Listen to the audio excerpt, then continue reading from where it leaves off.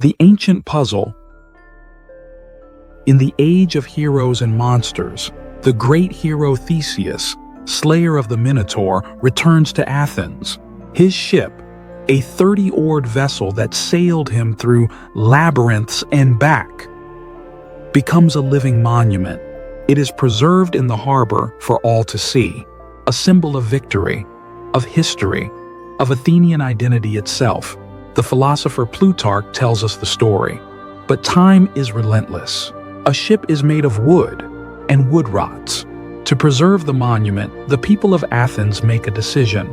Each time a plank decays, they replace it with a new, identical one made of stronger wood, one by one, year by year, generation after generation. After a century, every single original plank, every oar, every shred of sail has been replaced. The ship looks the same. It floats in the same harbor, but it is now made of entirely new matter. This raises a question that has echoed through philosophy for 2,000 years. Is this still the Ship of Theseus? And the puzzle deepens, becoming a true paradox. Imagine a historian who has been collecting all the old, rotten, original planks. He carefully restores them, and in a warehouse, he reassembles the ship exactly as it was. Now, there are two ships, the one made of new planks, standing in the original spot, carrying the legacy, and the one made of old planks, rebuilt from the original physical parts. Which one is the real Ship of Theseus? The paradox is set, and its answer will challenge the very foundation of who you think you are, the biological ship.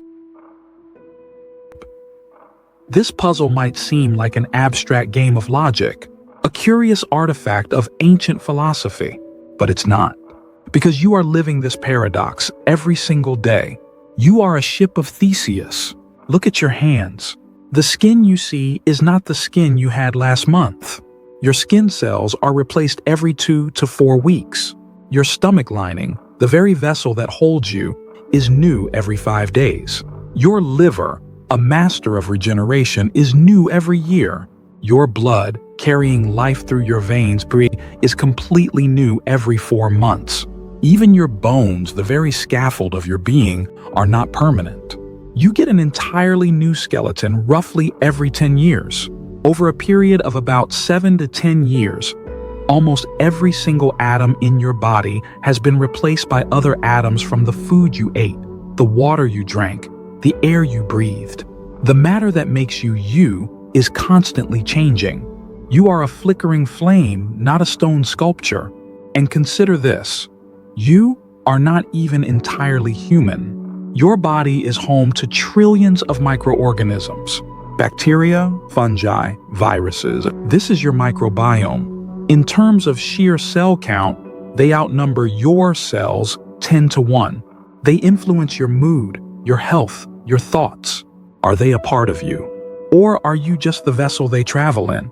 So, the person looking in the mirror today is made of almost entirely different physical material than the person who looked in that same mirror 7 years ago. Is that person from the past still you? Where does you exist if not in the atoms that make you up? The ancient puzzle is no longer about a ship. It's about the self, the ghost in the machine. To solve this, we must hunt for the ghost in the biological machine. What is the essence of your identity, if not your physical parts? The first theory, memory, the psychological chain. The philosopher John Locke argued that identity is based on consciousness. You are the same person as long as you have a continuous stream of memories linking your present self to your past self. You are the story that you remember. But this answer has problems.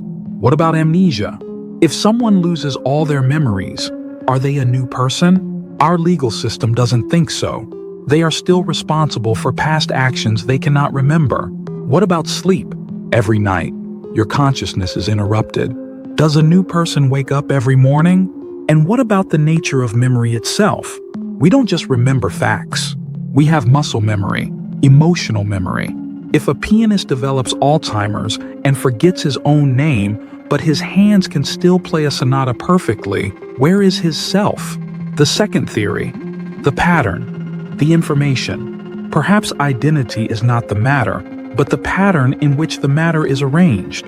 The individual cells in your body are replaced, but the blueprint that arranges them, your DNA, remains the same. The overall structure, the system, the information persists. In this view, the Ship of Theseus is defined by its design, its blueprint, not by the individual planks. The ship made of new wood is the real one because it maintains the original pattern. You are the unique pattern of information that is your body and brain. But what if the pattern itself changes? A traumatic event can fundamentally change your personality. Learning a new skill physically rewires the neural pathways in your brain. Every experience, every thought, slightly alters the pattern. So if the pattern is always changing, is identity still constant? The third theory, the narrative self. Some modern psychologists propose that the self is a story, a narrative that your brain constantly constructs to make sense of your experiences. You are the protagonist of your own internal movie. As long as the story is coherent and continuous, the self exists. Even if the cells, memories, and even personality traits change over time, identity is an ongoing act of storytelling. The digital ship. And now, technology is pushing this ancient paradox into a terrifying new space, the digital world. Consider the teleporter problem, a famous thought experiment in philosophy. A machine in London scans your body, atom by atom. It records the exact state of every cell, every neuron, every synapse. It sends this massive data file to a machine on Mars. The machine on Mars reassembles a perfect copy of you, with all your memories, thoughts, and feelings. But to send the information without violating the laws of physics, the original you in London must be destroyed. The person who arrives on Mars looks like you, talks like you, and believes they are you. They remember stepping into the machine in London. But did you travel across space? Or did you just die? And a perfect clone of you was born on another planet.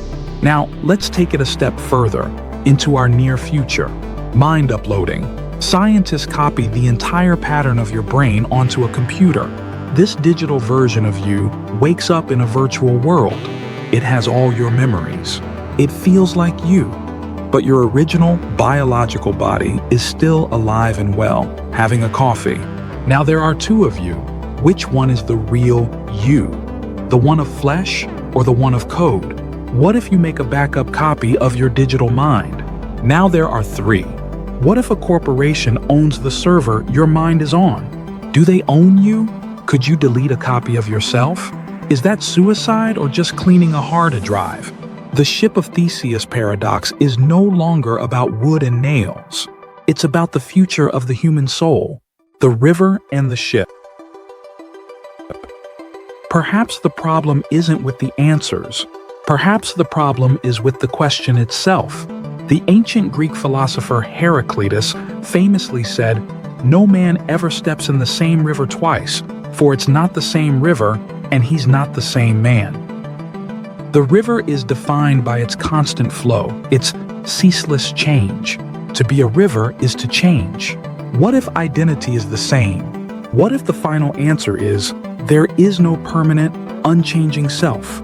There is no real Ship of Theseus, because the ship is not a static object. It's a process of maintenance, of change, of becoming. You are not a static noun. You are a verb, a process of living, thinking, changing. The idea of a core, unchanging self is the true illusion. And this isn't a terrifying thought. It's a liberating one. It means you are not chained to the person you were yesterday. Your past mistakes, your past failures, are just rotten planks that have already been replaced. You have the constant, radical freedom to replace the rotten planks of your life, old habits, old beliefs, and build yourself anew every single day. So the paradox isn't about which ship is real.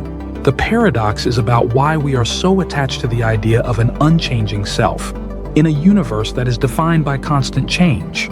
The real question isn't, are you the same person you were 7 years ago? It's, who do you choose to become next? The questions are endless. The journey has just begun. If you believe in the power of asking what if, join our community of thinkers. Subscribe and hit the bell to continue exploring possible worlds. Your next thought experiment is waiting.